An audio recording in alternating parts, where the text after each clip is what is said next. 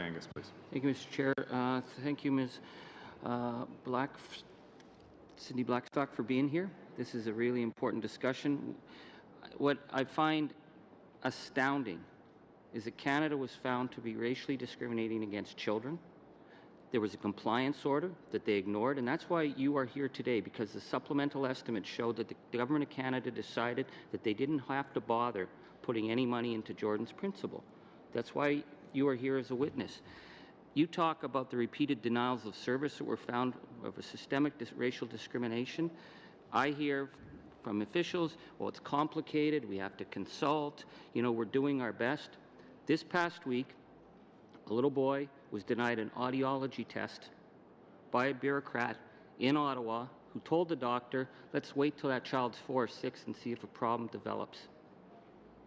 For a father of a deaf child, I know that if they don't get that diagnosis immediately, that child is done for life. I'd like you to comment on this attitude that we hear from the officials that, well, we will implement Jordan's Principle by consulting. Are they still racially discriminating? Are they still denying service to children in this day? Yes, they are. In my view, they are continuing to racially discriminate, and children are continuing to be denied services. And that's the uncomfortable reality we need to deal with, is it's not announcements, it's not nice statements by me or by the government or by anything else that changes that reality for children on the ground. It's real change in federal government policy and funding levels that will ensure that children like that, and I hear many stories all over the country, where children like that are not being denied services and indeed set up for a life of disadvantage because we don't have the courage as a country to stop racially discriminating against children as fiscal policy. Well, thank you for that. And I just want to be clear, I'm not targeting any individual bureaucrat. They are following the policy. The policy of Canada tells them that they have the right to interfere with a doctor's decision about what is medically safe for a child, and that's continuing. So they're still not in compliance. I notice with these supplemental estimates that no money for services have started to flow. That means money for education will start after the beginning of the school year's already started, that there was $0 for Jordan's Principle. How can we implement Jordan's Principle to protect children like the child I mentioned if there's $0 set aside? This government had 12 years, the Government of Canada had 12 years to prepare for the Jordan's Principle settlement. What do you see when you see $0 for Jordan's Principle? I see children being racially discriminated against. And I do think it's important to recognize that this case did not sneak up on the federal government. Jordan's Principle didn't sneak up on the federal government.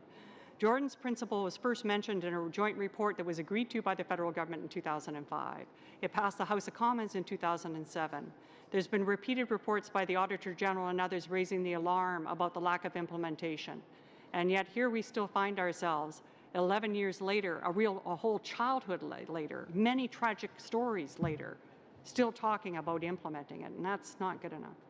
So when the government responded with their budget and they put in $71 million for the child welfare needs, when it's been estimated that it's over $200 million right now, what we were told by officials at this table just over a week ago that they would love to help. They would love to meet that, but it's an issue of capacity on the ground, and it's going to take a while before we can get capacity on the ground. So my read of that is they're saying that all the child welfare agencies that have been starved of funds over the years are somehow not capable of meeting the needs of the children, and the government wants to work with them. What do you see when you hear that they say it's an issue of capacity, that even 5 years down the road they still will not be in compliance with respecting this Human Rights Tribunal? There was no evidence tendered at the Canadian Human Rights Tribunal by the federal government that the reason why children should be treated unequally is somehow a capacity issue of First Nations. There is no finding in the Canadian Human Rights Tribunal that suggests that First Nations are somehow incapable of addressing and providing equitable services.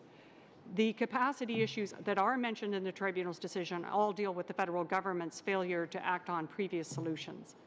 And I think we need to really think about this. I talked about this in our submissions yesterday, that the federal government, in suggesting it's a capacity issue and providing no evidence how it knows that all 100 plus First Nations agencies, many who have been operating for 20 to 30 years and have won international awards for their practice, are somehow all incapable of addressing and implementing services that would comply with the order as of right now. I think that's akin to really saying that we can't treat you equally because you're not capable. And if this was a gender or pay equity issue, I don't think anyone would get away with saying that women aren't worthy of being treated equally today. They don't know how to spend the money. And that's the type of argument that we're seeing there, and with all due respect to those who are making it. So we saw you were part of the pre-budget consultations. You laid out the issues that needed to be done. They were ignored in the budget. The Human Rights Tribunal came down. We had the supplemental A's, which is this is the opportunity for the government to meet the compliance. There was $0 for Jordan's Principle, $0 to meet the child welfare shortfall. So is it, I'm not a lawyer, but we're dealing with a legal ruling about racial discrimination, and what we hear from government as well, it'll take 5 years to get our act together. Do they risk being in contempt of court for denying, refusing to meet their legal obligations? Yes. Yes, they are at risk of that. And in fact, we've seen from the tribunal that subsequent order from May 24th that said the progress was insufficient and they were ordered to immediately report back. Thank you. I just want to close on the issue of this shell game that happens when Indigenous Affairs has to start playing catch-up and they start hauling money out of projects. We've had schools cancelled in our region. We had water plants cancelled. So the numbers we're getting, you suggest about $98 million a year, $100 million a year. Without a legislative framework, the government's saying they're not going to do any legislative framework on education. They're just going to flow the money out the door. We don't know if the money will ever actually go out the door or how much will go out. But if these shortfalls continue to exist, are we going to still see this shell game of money being pulled off very important needs to start meeting shortfalls because they didn't put the money into child welfare in the first place? Yes, and the Auditor General actually recommended they cease that process in 2008. The federal government agreed and continued it. What it would represent is if that $98 million in transfers continues, for example, that would represent 52% of the planned education infrastructure funding that the federal government announced in budget 2016. Those facilities would not be built. Okay, thank you very much. Thank you. Thank you. Next question from Gary and Andisangri, please.